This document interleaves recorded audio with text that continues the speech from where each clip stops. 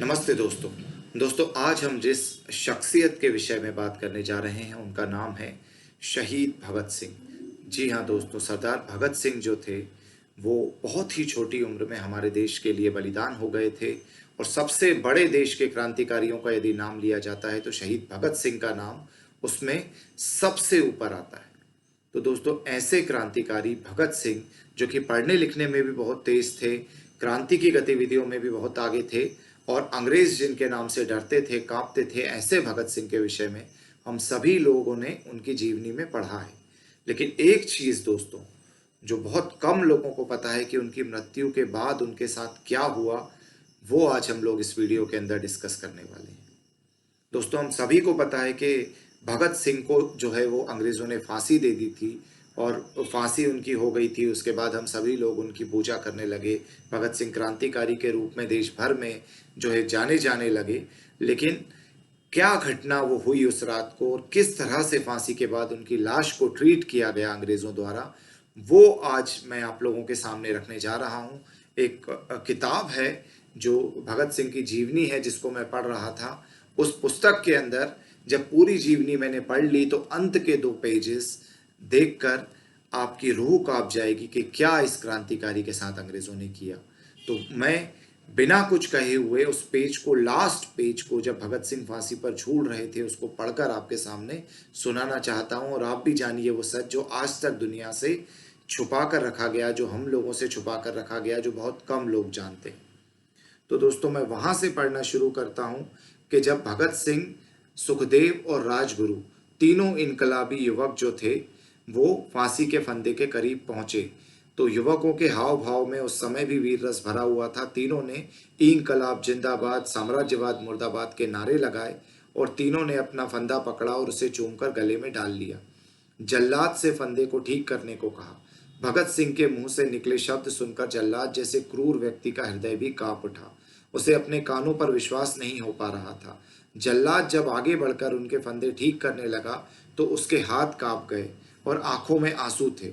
और उसी समय फंदे ठीक करने के बाद वह चरखी के पास पहुंचा और उसने झट से चरखी घुमा दी। तो दोस्तों यहाँ तक हम सभी लोगों ने फिल्मों में भी देखा है। हम सभी जानते हैं कि तख्त गिरा और तीनों महान क्रांतिकारी भारत माँ को समर्पित हो गए। इस समय शाम 7:33 हुए थे।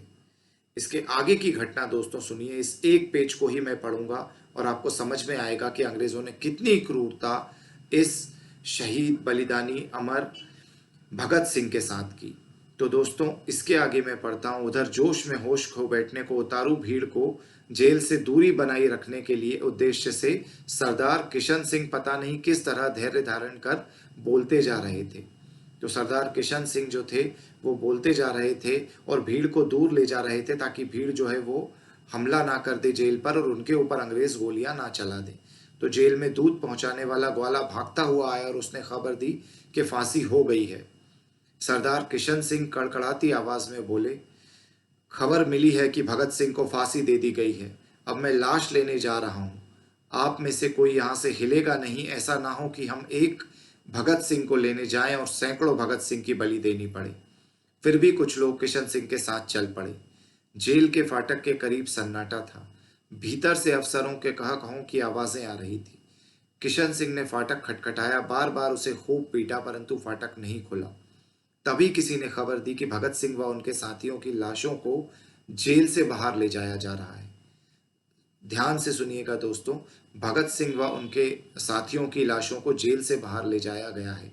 ब्रिटिश हुकूमत अपनी घिनौनी हरकत पर उतर आई थी।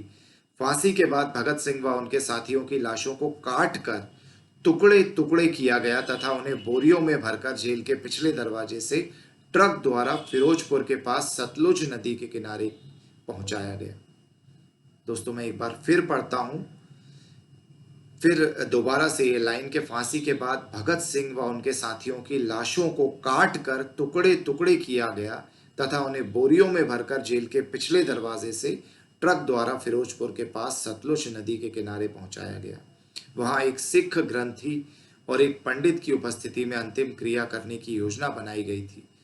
ट्रक से लाशों के बोरे व मिट्टी के तेल के डब्बे उतारे गए। मिट्टी का तेल बोरों पर उड़ेला गया और उनमें बड़े ही वहशियाना तरीके से आग लगा दी गई।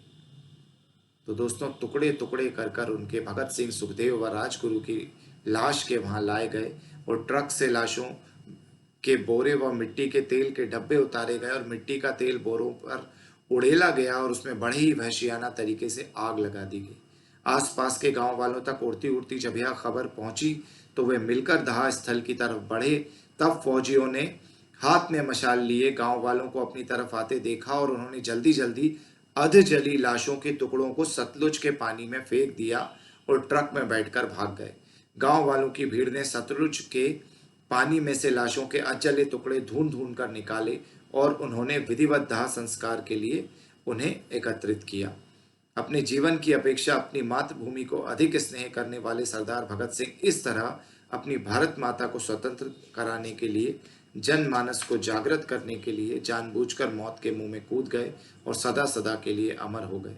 इनके इस बलिदान की कीमत नहीं आंकी जा सकती। वे वास्तव में क्रांतिवीर, स्वतंत्रता सेनानी है। तो दोस्तों ये वो कहानी है जिसको सुनकर आपकी रूहें कांप जाएंगी कि एक 23 साल का बालक जो क्रांति करता है, क्रांति के लिए कूदता है देश को आज़ाद कराने के लिए, उसके सपोर्ट में सारे के सारे युवा देश के खड़े हो जाते हैं, उसके सपोर्ट में सारा देश खड़ा हो जाता है। अंग्रेज इससे दड़कर एक दिन पहले उनको जो शाम को फांसी दे देते हैं और फांसी देने के बाद क्या करते हैं वो आपको मैंने अभी बताया कि उनकी तीनों की, सुखदेव, राजगुरु और जो है हमारे भगत सिंह, उनकी लाशों के टुकड़े टुकड़े कर कर ट्रक में भरकर सतलुज नदी के पास पेट्रोल डालकर, घासलेट डालकर उसको जलाने का प्रयास करते हैं। और जब गांव वाले ये देख लेते हैं तो वो लाशों के टुकड़ों को पानी में फेंक देते हैं। फिर गांव वाले वो टुकड़ों को इकट्ठे कर कर और फिर उसको जो है दाह संस्कार करते हैं। तो इस तरह से इतनी वहशियाना तरीके से ब्रिटिश ने हमारे क्रांतिकारियों को मारा है, इतने वहशियाना तरीके से ब्रिटिश ने हमारे जो शहीद हैं उनके ऊपर अत्याचार किए हैं। और 23-23, 24-24 साल की उम्र में इसके बाद भी वो शहीद लोग, वो क्रांतिकारी लोग जो हैं, उन्होंने देश के लिए सर्वस्व जो है वो अपना न्यौछावर किया, देश के लिए लड़ते रहे। तो ऐसे शहीद वीरों को शत शत नमन। तो ये कहानी आप लोगों तक पहुंचाने के पीछे मेरा एक मकसद था कि जो आज़ादी का अमृत महोत्सव चल रहा है, इसमें आप जानें कि उन वीरों ने किस लेवल पर जाकर हमारे देश के लिए बलिदान दिया है। भगत सिंह टॉप के स्टूडेंट थे यूनिवर्सिटी के, चाहते तो बहुत अच्छी नौकरी प्राप्त कर सकते थे। सुखदेव, राजगुरु जो थे वो भी कहीं जॉब कर कर अंग्रेज़ों की और अपना पेट पाल सकते थे। लेकिन जब देश पर खतरा देखा, भारत माँ पर खतरा देखा, तो इन लोगों ने अपनी शहादत दी। और ऐसे वीर सपूतों को हमें कभी नहीं भूलना चाहिए, कभी नहीं भूलना चाहिए उनके बलिदानों को। तो इस वहशियाना हरकत के विषय में अंग्रेज़ों की यदि आप कुछ कहना चाहें तो आप कमेंट्स में हम लोगों से बात कर सकते हैं और अपने विचार रख सकते हैं और ज़्यादा से ज़्यादा लोगों तक इस विचार को पहुंचा सकते हैं, इस वीडियो को पहुंचा सकते हैं, जिससे कि वो जानें कि किस तरह की हरकत इन अंग्रेज़ों ने हमारे क्रांतिकारियों के साथ की है, जो दुनिया भर को आज ह्यूमैनिटी, इंसानियत और मानवता की शिक्षा देते फिरते हैं, ह्यूमन राइट्स की शिक्षा देते फिरते हैं। इस तरह की हरकत उन्होंने हमारे जो क्रांतिकारी थे उनके साथ की। तो यही मुझे इस वीडियो के अंदर आप लोगों से कहना था दोस्तों। धन्यवाद। जय हिंद, जय भारत।